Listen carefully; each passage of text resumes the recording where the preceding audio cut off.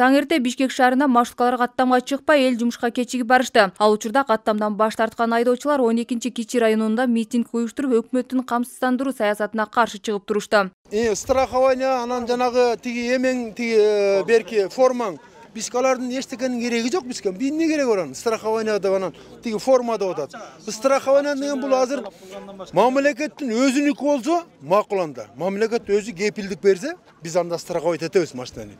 Жөнөкөй эле мына орустардыкындай алды страховать этип койчу болсо, жүргүнчү же болбосо шопур пассажир этсе, страховка компания төлөп берет. А биз азыр страховать этсек, алар эч ким төлөбөйт бизди. Частный. Ачык айтып коеюн, частный. В основном частный. В основном частный. Бишкекте 120 каттам боюнча эл ташыган 40 фирма катталган. Күн сайын 2700дөн ашуун маршруттук таксилер эл ташууга чыгат. 1 апрелде өкмөттүн 2017 жылдын 25 декабрында кол коюлган токтому күчүнө кире баштаган. Анда ар бир коммерциялык кызмат көрсөткөн унаалары милдеттүү түрдө камсыздандырылуусу керек болчу. Эгер талап аткарылбаса, айып акча каралган. Экзамен деп штрафты көтөрдү да. Штрафты көтөргөндө биз нарушение кыла берет, по-любому-чу. Берде просто гайлерге берген мисал үчүн пара, взятка. Просто көбүрөөк болуп калды да. Мурда 100 сом берип кетсек, азыр 500 сом бересиң деп атат да. Ошондой эле сөз, бирок дагы эле ошол бойдон уланып атат да. Ал эми жол инспекторлору болсо ашыкча айып салуу сыяктуу айтылган айдоочулардын сын пикирлерин четке кагууда.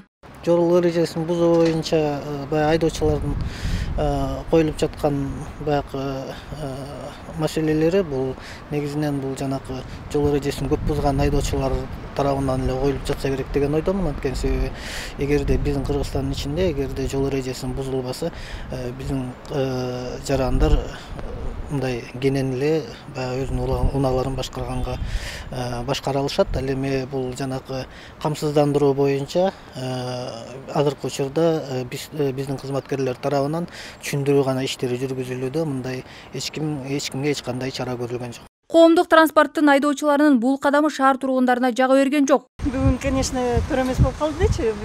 Бүгүнкү бере турган акчабыздан көбүрөөк болуп калды, таксисттерге көбүрөөк төлөдүк дегендейчи. Эртең менен баарыбыз кыйналдык, жумушка кеч бардык. Кандай болсо да чечилет эми.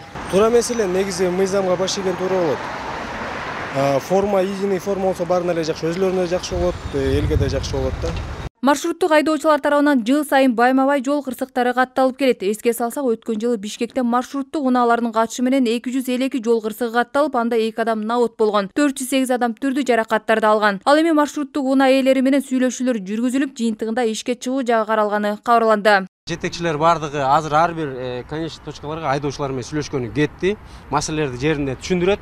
Ушул эле маалда жумушка чыгат деп ойлойм. Махабат Өмүрбекова, Чыңгыз Айбашев, 7 канал, Бишкек өкүлчүлүгү.